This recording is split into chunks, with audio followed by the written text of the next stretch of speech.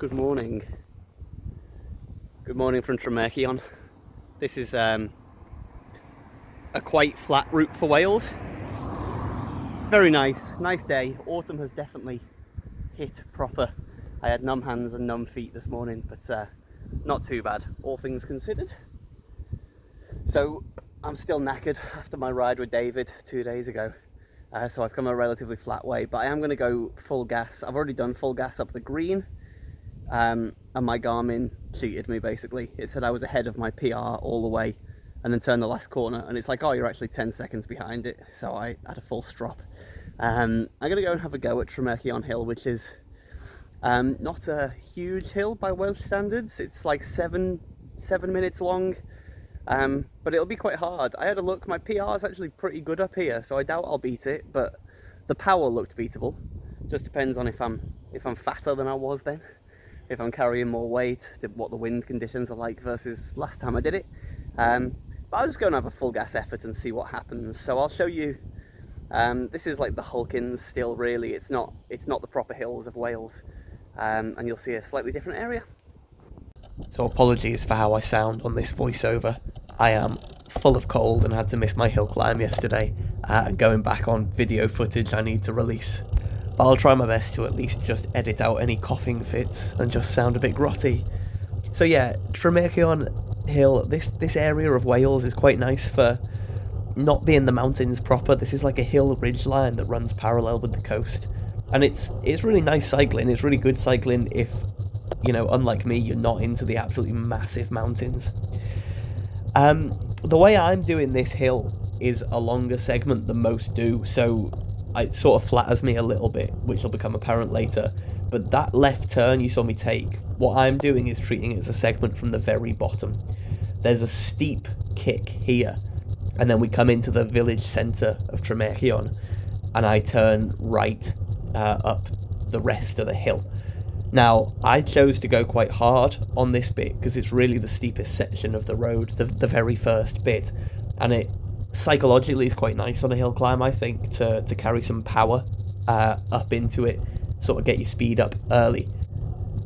But as we approach the centre of this village, you'll see that on the right turn by this kind of weird triangular junction, a lot of people, if you come from the north, if you come from the Wirral, or from England at all really, you'll have come along the coast or the ridge line, and you'll approach it from that side. So they'll do the segment, which is still like 7/8 of it, but it means there's not so many big names on this leaderboard because of the way I've done it, if that makes sense. So I think it's steeper. I think it's steeper than my Garmin's letting on here. I had to put down quite a lot of power, and despite my joke about me maybe being a bit fatter than last time I did it, I'm in relatively good shape at the moment, 66 to 67 kilos, which for me is really a sort of equilibrated weight. Nice pub on the left here, by the way.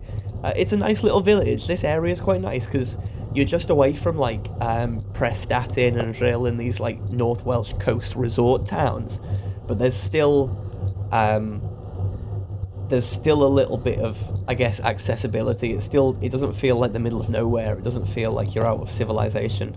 That van driver was cool. He was reversing out very slowly, saw me coming and waved me. I worry when I see vans like this in rural areas that they'll just assume the road is clear and not be looking out for a cyclist at all.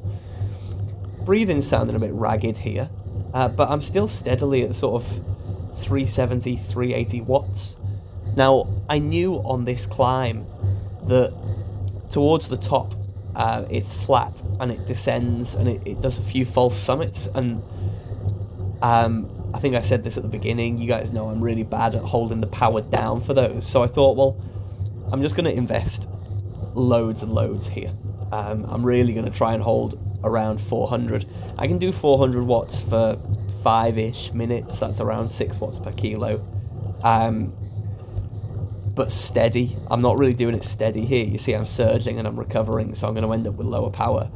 And this will take me about 7 minutes, so it is too much, but I thought, well, just see. Fucking headwind. And you can tell I'm on my limit here, because I'm whinging about a headwind that wasn't really there. absolutely, in my mind, I believed it. I believed it at the time. Nonsense. The wind was almost non-existent, was as much behind me as it was in front of me. I think it was a true side wind, and you get that sort of squall where sometimes it's behind, sometimes it's in front. I really was not encumbered by the wind in any way on this. Worth saying, by the way, look at that nice tarmac. They've redone this road since I last did it, which is lovely. I know that might be very, very boring, but these are the sort of things you learn to appreciate, don't you, when you're coming out all the time. The hill itself is not particularly visually pleasing, is it? It's nice, but it's not exciting. But actually, the view behind does get to be quite expansive and quite pleasant, and you know, they can't all be Bolca guys. I started too hard on this channel, showing off the best climbs, and actually a large number of the climbs I do look like this, and I will do more of the sort of lesser climbs but full gas efforts on them as we go. So I hope that's okay. I hope you don't mind this. I've done most of the elevation by this point. Now we're getting into that area of false flats, descents and pitches again, and we're getting up to sort of the high ridge line. It's really not that high. It's like 100 meters ish above these villages, and there's lots of nice cycling zigzagging all the way along it. If you don't want a super intense ride, or you just want a different sort of ride, this sort of area of Wales is really nice. There's a village called Cerwys to the right that's quite a classic, like if you want a little Potter ride. View behind's worth looking at in that top right corner at this point if you're interested. I know you don't get a big feel for it, but gives you an idea of what it looks like. And not far up here to the left is the top of a climb called Rwallt Hill, or Rwallt Hill if people don't get the Welsh double L pronounced correctly, which is another big one, and one I'm probably going to record at some point. I have no chance of getting on that leaderboard because there's a hill climb up it. One more. There's me just giving myself a little pep talk, reminding myself that I'm not done yet, and as I come over this crest, I'm thinking, what matters is speed. At this point, power's irrelevant. Power mattered on the steep uphill, but what matters here is as much speed as I can get up, and if that means not putting much power down and get an aero, do it. It's only time that matters, and carry as much speed into this last climb as I can.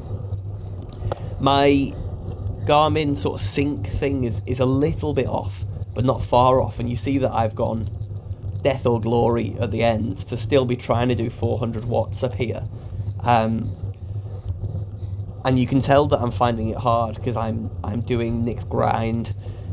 I get a lot of stick for the cadence I ride, but I think that's from people who mostly ride indoors. I don't know anyone who does hills like this not around 60 RPM. But generally my rule of thumb is if it's below 8%, I'll sit and I'll spin at 80 or 90 RPM. And generally I consider myself to ride with quite a high cadence. It's just when you're doing a 15% climb, unless you're Ed Laverack, sitting down and doing 90 RPM is stupid. It's not how most of us are built. Doing a 50 to 60 RPM suits me. Here, it was not the right choice, except for the fact that I was on my absolute limit. And you can see that I've settled back in to sit down and spin as I try and get to that summit. But I'm burning all kinds of matches here. And I keep thinking, is this the top yet? Is this the top yet? Finally, here we are at the top. So actually, I beat my previous time by 3 seconds, which I'm pretty happy with. Well, that was hard. It was harder than I remember. Properly tough, that climb. Quite technical, I think. Steep bits, flat bits. I forgot how much it goes downhill. That's why my power's low on my PR. When you have those actual flats and descents in a climb, I can't keep my power ticking over, as you know. So yeah, I doubt that was a PR. But hey, pretty good effort. My legs ache. I can't breathe. That's all you need from a full gas effort, right? Wind was well side, sometimes in front, sometimes behind me, so balanced out at not being really a factor. Time to go home, mostly into a tailwind now, so not bad at all. Better get a move on. Thanks for watching, guys. I told you how much I love Wales.